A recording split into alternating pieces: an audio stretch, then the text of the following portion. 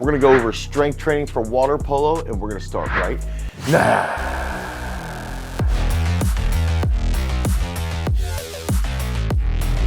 So water polo is one of the absolute wildest sports that is played out there. It's something that involves a ton of endurance. You also have to be extremely explosive. You also have to be very, very aggressive. It's a technical sport.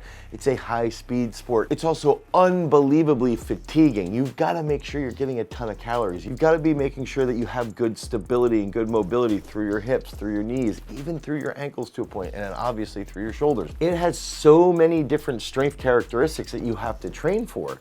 And so if you're a strength coach and you're developing a program that's based around strength training for water polo, you have to factor in all those different aspects. And you have to periodize that throughout the entire year. You have to establish what are the best rest schemes during different times of the year. Off season, in season, pre-season, all of those different points require a ton of planning. That's exactly what we did inside of our app, Peak Strength. We even have rest-based timers specifically built around types of lifts and types of adaptations that we're looking for. That's how we lay out our plan inside of Peak Strength, especially for water polo. But now we're gonna go into those 4 key factors that every strength coach has to train if you wanna develop an elite water polo player. Now that first key factor is going to be endurance strength. I think the biggest thing that everybody knows in the water polo world is that it requires a ton of endurance strength, okay? Everybody's gonna be focused on, can they maintain that engine throughout the entire game? And I think that that's an area that tends to be trained fairly well in the world of water polo, is that everybody understands that. They sort of equate swimming, along those lines. It's so easy to train that endurance-based strength. But one of those big factors that I've seen, a lot of water polos who come in have a decent amount of strength for about 3 to 4 sets, and then they lose everything. So they really aren't training endurance strength in the way it can be trained. They're training endurance strength as though they're training a distance runner. And I think it's important that we take someone like a water polo and you establish, okay, endurance strength would be if we can hold about 85% of their max later on in a game. That means they're gonna put out about 85 to 90% of their best when they're late in that match, when they're late in the game. So it's really, really important that we get them with a decent amount of volume at higher loads.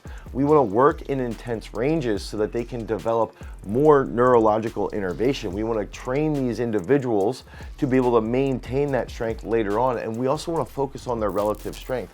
We don't need to see sarcoplasmic hypertrophy as much with water polo players. We want to see more myofibrillar hypertrophy. That's going to help them maintain that endurance strength. It's going to keep that relative strength optimized as well as possible without gaining a ton of weight. When they have a high level of relative strength, that transfers really, really well later on in the match. It helps keep their body weight down while still being explosive. And that takes us into that next key factor, which is power-based development. I think a lot of people forget. You've got to elevate in the pool. You've got to be able to move very, very rapidly. Water polo is also an extraordinarily physical match. It's one of those sports where there's a lot of banging going on. There's a lot of contact going on. And if you have an individual who can apply a lot of force in a very short period of time, they're going to typically win these little matches. They're going to win the ball. They're going to win those positions. They're going to be able to put themselves in position to hit a better pass, to catch a better pass, to score.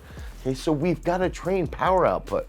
We want to look at, especially when we're talking about the hips, we want to focus on hip extension. We want to focus on hip abduction and adduction that's explosive. So that means using unique movements like an explosive drop Cossack squat, a banded Cossack squat, even side band walks, side jumps. Even doing things like Olympic lifts carries over phenomenally over to the sport, over to the pool, because you have to work through hip extension. And then we have to make sure that we're mobile in that hip so that we can hit those powerful positions. On top of that, we want to make sure that we're training well in our shoulder girdle with high speed movements. Okay, so a lot of the factors around dominating in the pool, starting with endurance strength and then going into power development, that's extremely key to see a water polo player dominate and be as efficient as possible. And that takes us into the third key concept, and this is a concept I almost guarantee no strength coach has talked to their water polo players about, and that's dynamic trunk control. And it's probably the most important asset behind water polo playing. If we have a trunk, okay, so if we have a stable girdle and if we have a stable trunk and we can hold that posture very, very stable while moving our legs, while moving our upper body, while pushing people, while banging around, while making catches. If we can hold that trunk stable, that helps us elevate in the pool. That helps us change our position and get a better angle. Think about Patrick Mahomes. I like to go through this visual, okay? Think about someone like Patrick Mahomes making a crazy pass in football. He has dynamic trunk control. He can see that vision. He can understand where to go with the ball. It's the exact same concept inside of water polo. And so we have to train movements that specifically lead to that DTC. Okay, so if we're working on endurance strength and we're doing higher volume with higher intensities and we're able to hold that for long periods of time and we're focusing on power development and being more explosive, and then we bring in that dynamic trunk control, we want to do very rapid movements that require our upper body to coordinate and be stable. The more stable we are, the better we can lift inside the pool, the faster we're going to be, we're going to have better posture in the pool. And on top of that, if we have a stable trunk, we can then rotate our arm at a higher speed because of the stability our trunk is providing. It's just like running at a high speed. If we have a stable hip girdle, we have a faster lever arm with our leg. It's the exact same concept with throwing. This is pitching mechanics. This is water polo, okay? It's the same concepts. So you have to train dynamic trunk control. And that's exactly what we do deep inside of peak strength. When we're using specific accessories and when we're using specific technical coordination movements, we want to focus on that DTC. And that last key concept is going to be shoulder stability. So if we're building ourselves from the ground up, we want to focus on being explosive, being as strong as possible, being powerful, having dynamic trunk control, and then ideally that last aspect, we do need to have shoulder stability. So we need to build our lats around our shoulder girdle, okay? We need to make sure our rhomboids are strong, our traps are strong, our deltoids are strong. We need to make sure that we're doing simple things like dumbbell external rotation. We need to make sure that we're doing neutral grip pull-ups with weight on our feet. We need to make sure that we're doing even things like rope climbs. Okay, this is where we're gonna see that shoulder stability really start to blossom, really start to bloom. Doing things like YTWs, those are fantastic ways to improve that shoulder stability, but also doing things like dumbbell benching, dips, high ring pull-ups, ring dips. These are all exercises a lot of swim coaches will shy away from. Oh, we don't want to be pressing too much. But those presses lead to better shoulder stability. Those presses lead to better power output when we're making contact with our opponents in the pool.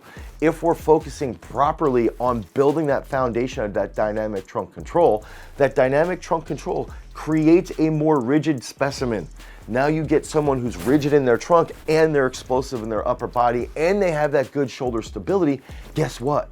Now they're dominating their opponents. Now they can move a little bit quicker throughout the pool. Now they can maintain that endurance strength. Now all the technique work that they're doing is going to pay off long term. And that's exactly what we did inside of our programming in Peak Strength, our brand new app. You can head over to Peak Strength, pick up 7 free days of water polo training today, put in your goals, put in the specific aspects that you want to work on and where that peak date's going to be. We even have those specific rest periods and we periodize the program to help you become a freak. Because remember, if you want to become a champion, you've always got to cultivate your power.